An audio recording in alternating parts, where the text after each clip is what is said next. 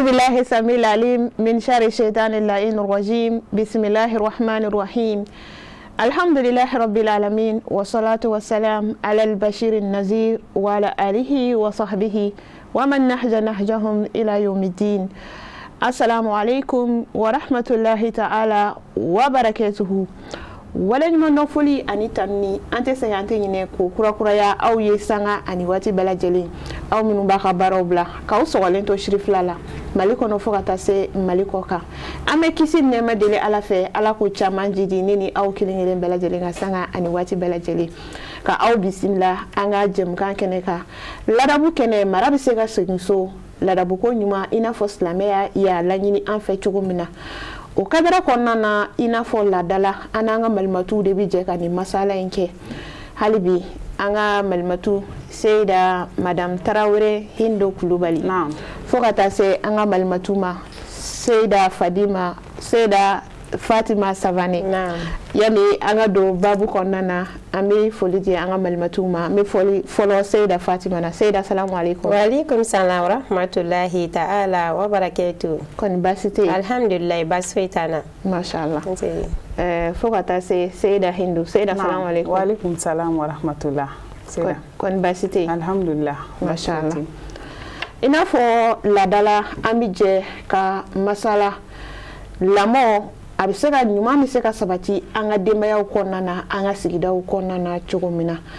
anga dakun temele anhumbe ka kuma islame hake aslame nyogonka amba donga fo walanda mi ni anafaka bunko sebe anga sigida temelu na wati ya antegama ni ala sona ma halibi walanda ino kantugudu ola ambe anyeshi folo la Seyda Fatima ma Seyda Fatima alhamdulillah hakilla anunye saba nyogona defo hakena bi nala sona ma haken nanna ibsega wala lika nyam sega famnyali sorola alhamdulillah rabbil alamin ami alame baga oni alla jebaga bela jeni fu mali kono mali kokan iski yorola ka fo benyena kuku bismillah telekon la ko ni anduni anga jem kan konnana ni aka makula dabu kene sida jabi haken nanina ko tumanam nani islam nyokon fatura kiki jije kaka jena je kenya sharia awo parce que andara saya indi kama na fatura eki jije kaka jena je kenya sharia o hakli sigiye o jigiye o hinaye o makari o buyan karamai awni nyokonche andara saya di kama wa saya di be fen bela jelimba eni mogo be sigila islam nyogondo e ya me klula ka fatura ni sensira ka Seyda o fen bayede o hineri makari atigi disu kasilendo aka mogo do bora bolo wa tarafena atnana meni aye ya kerefe emi ya balme emi ya sinji emi ya islam nyogoy hakli sigi bina jigi sigi bina o abi nyine ba magato ko doni ka sabu yake aya islam nyogoni meni faturi kera ama balmaye ama sinji ama islam nyogoy o be saya jugu ya de Seyda donc ni islam nyogon fatura e gele e kaya ka janaje kine kono kila ba fanyena ne man kishi bay ki ka re kono mo me janaje seli e ka mo fatura isra janaje kine kono e ma do mari e wula ka seli kuma do la Seyda ni janaje bi seli ceo de bi seli aka mais muso bi se ka seli muso bi se ka seli janaje ka ceo kofe ni ka sanu ni selji bila ni ceu jo sofala ibinu jo kofe ibi janaja seli ki ka do ko ni mo mi etlala ka tuka no fe fo ka taka do ado yoro la ni o ya da yoro la ban kulu flami ni o ka bo ko o baraji nyogona ke ebo soro ni mo mi esu seli ka kla ka tuka ko ka taka bla ada yoro la bana iba do abe hinena abe makarna ibi kla ka baraji fene soro ala baraji min ka bo kosobe Seyda andi foki wali nyundo igani wala li sanmanuna amba do nga foja anga islamia ye dine mi ni kodon dine do kunfeto dine te nigala dine te ka foko adamade ina ajera nyana maya konnana ka fo ko islamia yere de be ni hake islamia yere de be ni nyine anfe ka fo na tigi tayana iki jija ikata ajanaja kerola iki jija suselu ni fen bela jelen ka kinyana segata la abi jugituko ko fo abi jigi sigi bela jelen ko fo o kadara konnana ambi an kunshi Seyda Hindoma Seyda Hindu faranga jumen be bolo Seyda Fatima alhamdulillahi rabbil alamin Seyda an b'i fo k'i barikada ka teleso cakɛlaw bɛɛ lajɛlen fo ka bɛɛ fo Mali kɔnɔ ani Mali kɔ kan ko an ka jɛmukan nɔkan tugu de don Seyda i n'a fɔ a y'a fɔ cogo min ni silamɛ ɲɔgɔn fatula i ka kan ka ye a janaza kɛnɛ kan n'i ma se k'o kɛ i ka foli kɛ a somɔgɔw la i n'a fɔ i yɛrɛ b'a kalama téléphone ko tile in na i bɛ se ka foli kɛ walima i bɛ ci di dɔ ma n'i taala n ka foli fɔ mais Seyda i b'a ye k'a fɔ an sereyali janaza kɛnɛ kan an caman a bɛ ɲini ka kɛ fɛn ye min ɲininen tɛ a kanunen tɛ yɛrɛ sabu ka d'a kan kuma minnu bɛ fɔ janaza kɛnɛ miiri yɔrɔ don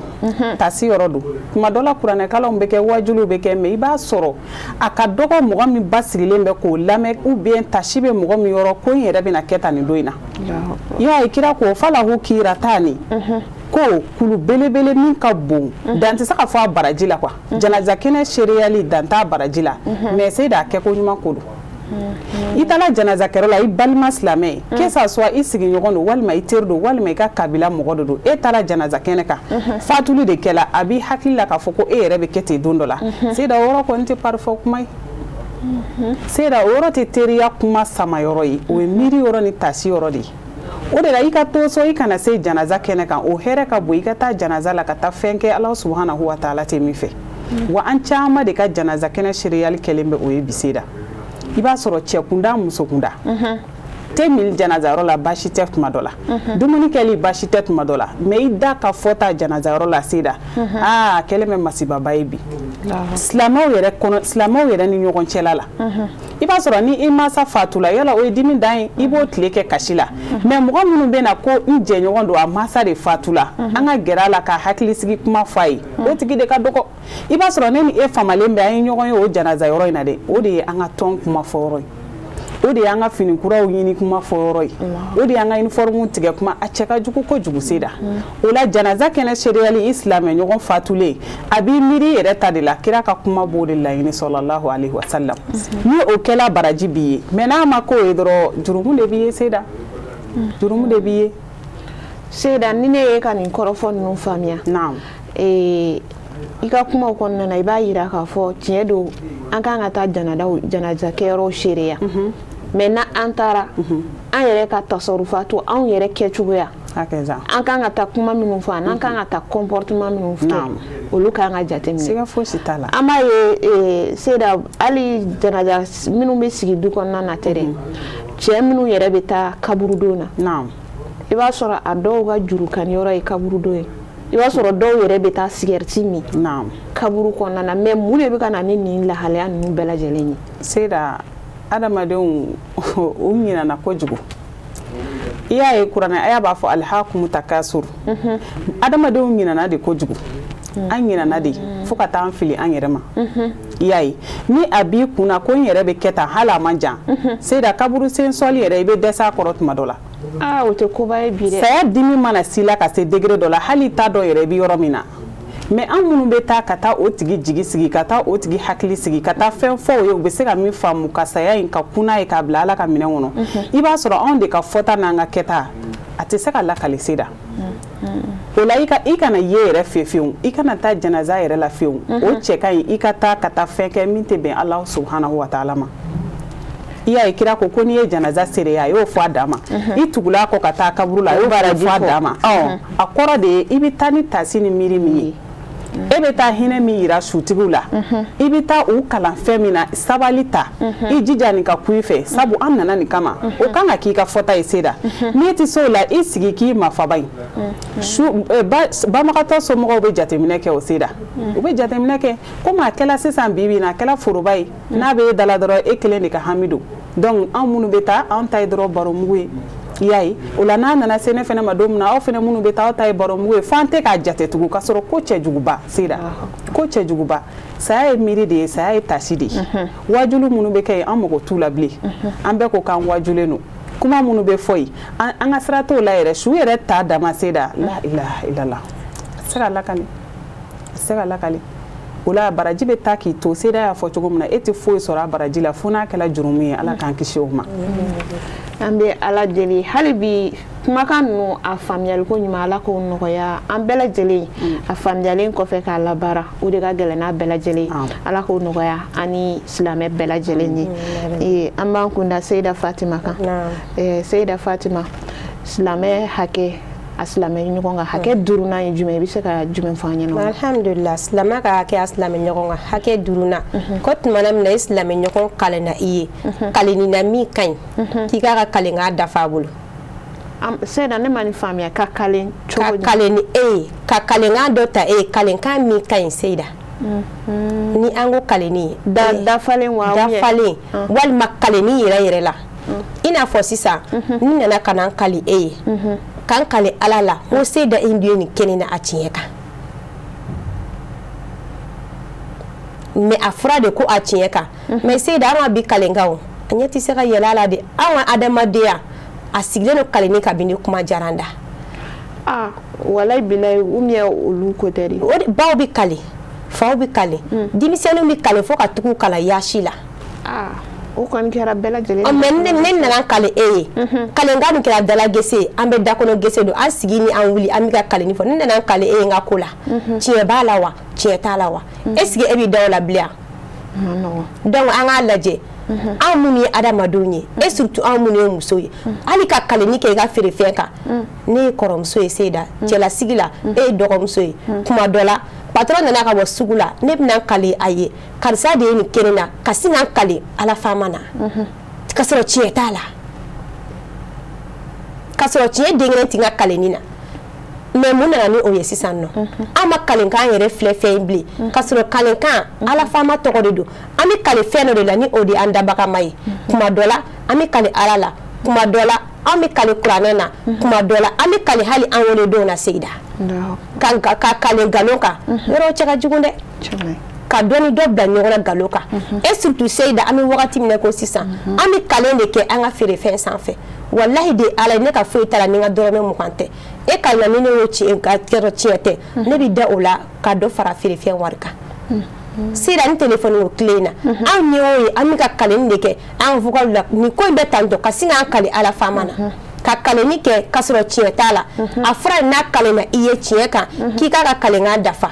n nana e ma Seyida karisa ka juru bɛ n na koyi ka sin k'an kale donc e bɛ se ka n dɛmɛ cogo di ka n ka kalenkan in dafa pour que n ka se ka karisa ka juru sara ni tiɲɛ don mais ni tiɲɛ t'a la don donc an k'a lajɛ ni a ma ɲi an bɛ kale Seyida an ka kaleni kɛ tiɲɛ yɛrɛ yɛrɛ la an ka kale ala la a tiɲɛ kan ni o kɛra dun an ka kalenkanw bɛ dafa an bolo ni o kɛra dun an ye hakɛ dafa an ni an silamɛ ɲɔgɔn ni ɲɔgɔn cɛ sinon sisan kaleni a ma nɔgɔ dɛ bɛɛ bɛ kale sugu kɔnɔnaw na kalanyɔrɔw la tɔnsigiyɔrɔw la baaradaw la bɛɛ de bɛ kale kaleni tɛ anw bolo da la bilen hakɛ min don an k'a lajɛ an ka hakɛ in labato an ka baara kɛ ni a ye et puis fɛnɛ ni a tiɲɛ kan n'o kɛra an bɛna kalenkan in nafa sɔrɔ tiɲɛ sira kan mais ni an m'a kɛ tiɲɛ kan dun i k'a dɔn an bɛna perdre hakɛ dɔw la dɛ ayiwa Seyida an b'i fɔ k'i wale ɲuman dɔn i ka nin walawalali ninnu na hali bi Madame Tarawele Seyida Hindu i bɛ se ka hali bi walasa fayida ka bonya i bɛ se ka ɲɛfɔli k'an ye hali bi kaleni ko in na Seyida a y'a fɔ cogo min bon a bɛ se ka kɛ kaleli a bɛ se ka kɛ dafali fɛnɛ i ni silamɛ ɲɔgɔn cɛ misali la i ko ni nin ko in kɛla n'i ye cɛ sɔrɔ ni furula i bɛ tile 3 sun Seyida i furula tile 3 sunni ma nɔgɔya i ma que ça soit i farigana de wa walima i fatula ou bien i dɛsɛla i ma se ka tile 3 in sun ne bɛ se ka o sun i nɔfɛ ka Ala taala yafa deli ye i n'a fɔ n'o ɲɔgɔnna kɛra sisan ne ma se k'a sun donc ne b'o kalama e ka hakɛ dɔ de don ne ka o dafa wajibi la n kan ka kɛ walima i k'i bɛna fini san ye i dɛsɛla ne dun b'a kalama i y'a layidu ta i kalen'a kan yɛrɛ Seyida n bɛ fɛ ka Kulsum laja wallahi n'Ala y'a se kɛ n ye n bɛ complet ɲuman don a la Ala mana a se kɛ ne ye wala ne kan k'o kɛ e nɔ la walima fɛn dɔ kɛra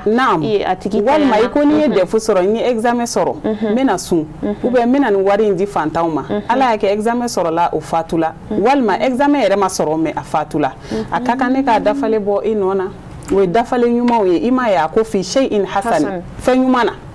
ni ye silamɛya concerné a ka kan ne ka o kɛ i nɔ na walima n k'i dɛmɛ a la misali e ye miliyɔn 1 layidu ta sisan ko dɔ bɛ kana kɛ i ko ni nin misiri in bɛ jɔ ne bɛ miliyɔn 1 di Seyida Hindu ala y'a kɛ i ye 50.000 sɔrɔ k'o di 100 ni 50.000 tɔ b'i kana n'ala y'a se nɔgɔya ne ye n kan ka sara i nɔ la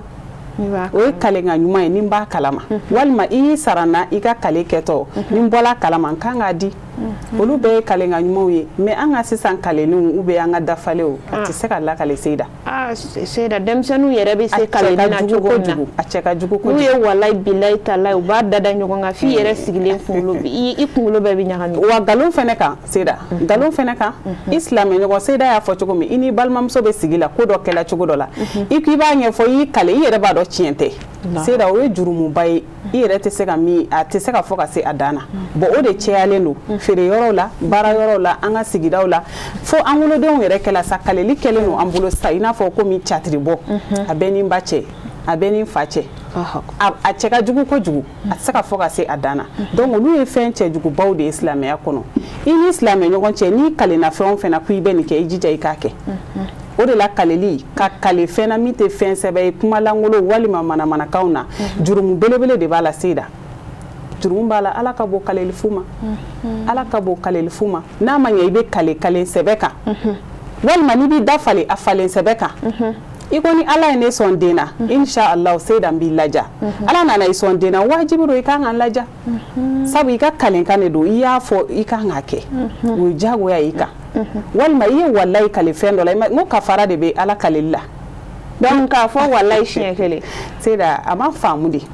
Seyida y'a fɔ cogo min hakɛ ninnu ma dɔn ni kafara kɔni b'a kan o kɔrɔ ye kafara caman bɛ maliyɛn den caman kafara ba de b'a la an ka baara yɔrɔw lajɛ donc walayi siɲɛ kelen kafara de b'a la o kafara ye jumɛn a kafara i bɛ sun walima i bɛ yatimɛ walima misigina a kafara a ka ca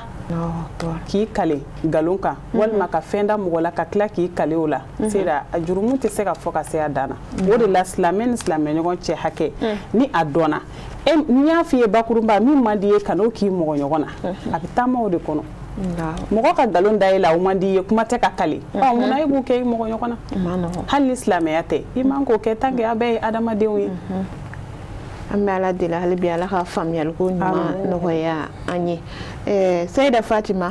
hakili la an bɛ hakɛ 6nan na ni ne ma fili hakɛ 6nan bɛ jumɛn fɔ an ɲɛna alhamdulillah hakɛ 6nan ko an ma ko n'i sigiɲɔgɔn silamɛ ni a ye kɔnɔnajɛya ɲini fɛ k'e k'i kɔnɔnajɛya ye e ni mɔgɔ bɛ sigi la e sigiɲɔgɔn don kelen e silamɛɲɔgɔn don fila a nana se e ma a Seyida i tɛ ɲɛma bi ne ka papa ko a bɛ basi de feere basi namugu ma ne tɛ s'a tobi cogo la a bɛ fiɲɛ joli kɛ t'a ɲɛɲini ne tɛ so la dɛ e dun bɛ se a gɛrɛla e la ka kɔnɔnajɛya ɲini i fɛ a ɲɛfɔ a ye Seyida i kɔnɔnajɛya ye basi namuguma a bɛ tobi tantɔ i b'a fini fin cogoya na to ka gɛrɛ a la gabuguda la k'a ɲɛ yira a la e ye kɔnɔnajɛya ye n'i ye kɔnɔnajɛya a ye e b'a nafa sɔrɔ a fana bɛna nafa sɔrɔ sabula a ye e ɲininka ala kira ko a ma ko a diinu nasiha ko diinɛ yɛrɛ kɔnɔnajɛya de ye f'i k'i kɔnɔnajɛya i mɔgɔ ɲɔgɔn ye sanga ni wagati bɛɛ la kumana min na a y'i ɲininka wa hali ni a bɛ e ɲininka ni e y'a ye ko dɔ la ni fili ko don ni erreur don i kɔnɔnajɛya ye karisa ni k'i bɛ nin ko in kɛ tan a ti ɲɛ dɛ a kɛ nin cogoya ye e y'i kɔnɔnajɛya a ye Seyida e ma se k'o kɛ a gɛrɛla e la k'e ɲininka ni dusukun ɲuman ye donc i dusukun jɛya a ye ko diinɛ ye kɔnɔnajɛya ye alhamdulillah Seyida Hindu ayiwa e fana bɛ se ka mun fɔ an ye kɔnɔnajɛlenya kan Seyida y'a fɔ cogo min o de don kɔnɔnajɛya ɲininen don silamɛ fɛ wa hali mɔgɔ min tɛ silamɛ ye i kan k'i kɔnɔjɛya i silamɛɲɔgɔn ye Ibnu Jarir b'a fɔ an ɲɛna a ko samitu rasul sallallahu alaihi wasallam bayatu nabi sallallahu alaihi wasallam ala ikami salat wa itai zakat wa nusihi lil jami ko ale ye baya kɛ ala kira bolo nɛɛma ni kisi b'a ye seli jɔli kan jaka dili kan Seyida baya o ye suraka kan i t'a ɲɛfɔ an ɲɛna kira layidu ɲɔgɔnya ko ale ye kira layidu ɲɔgɔnya ka layidu ta kira ɲɛkɔrɔ k'a fɔ n bɛ seli jɔ a jɔcogo la n bɛ sun kɛcogo la mais ale ye min fara ta kan ko n labɛnnen don wa nusuhu lil jami Ibnu Jarir de ko ten k'a b'a kɔnɔ jɛya bɛɛ ye que ça soit silamɛ o silamɛ tɛ o k'ale b'a kɔnɔ jɛya bɛɛ ye hali dantanfɛnw ale tun ye mɔgɔ kɔnɔna jɛlenba ye kira ka sahabaw la ale y'a ka layidu ta kira ye ka tila ka nin fara kan k'a b'a kɔnɔ jɛya bɛɛ ye o la Seyda kɔnɔna jɛya ɲininen n'o bɛɛ fɛ i n'a fɔ Seyda y'a fɔ cogo min i ka du kɔnɔ i ka baarayɔrɔ la i sigiɲɔgɔn hali i wolodenw i kan k'i kɔnɔ jɛya o ye mun kosɔn o fana bɛ lamɔ ni o ye kana kɛ mɔgɔ datugulen ye silamɛ man ka kɛ mɔgɔ dabirilen ye. Seyda teliyala an bɛ taa hakɛ 7 na hakɛ 7 bɛ mun fɔ an ɲɛna hakɛ 7 an yuhibba lahu ma yuhibbu li nafsihi k'i ka fɛn kanu i silamɛɲɔgɔn ye i bɛ min kanu ni i yɛrɛ kun ye i silamɛɲɔgɔn hɛrɛ o hɛrɛ ni o ka di e ye o kanu ni a ye e tɛ mɔbili fɛ yan i tɛ moto fɛ yan i tɛ avion fɛ yan diɲɛ hɛrɛw i b'o fɛ alijanna dun k'i k'o bɛɛ kanu ni silamɛɲɔgɔn ye. Seyda o ma nɔgɔn dɛ. Wagati t'an permettre Seyda bi na an b'a fɔ ala n sɔn hɛrɛ la ala n ta ɲɛ ala karisa ta tiɲɛ anw ta y'o ye. Seyda o ye fili juguba ye k'a sɔrɔ n'i y'a ɲini ala fɛ a kɛ karisa ye ala b'a k'i ye o de kama o. donc sa ne bɛ e bɛ dugawu ɲini ala fɛ sa i bɛ fɛ ala ka fɛn dɔ k'i ye k'a fɔ ala nin kɛ karisa ye fɔlɔ ka sɔrɔ k'i ta da o kan. wajibi Seyda o ma nɔgɔn dɛ. ala hɛrɛ kɛ silamɛ bɛɛ ye ala ni nɔgɔya ne ye. donc silamɛya yɛrɛ de b'o ɲini an fɛ. a bɛɛ silamɛ bɛɛ n bɛ min dɔn n tɛ min dɔn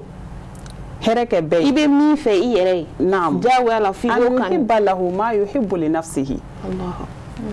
o ye wajibi de ye silamɛ bɛɛ lajɛlen kan. ayiwa Seyda an na boli ka se ma teliya la dakuruɲɛ laban.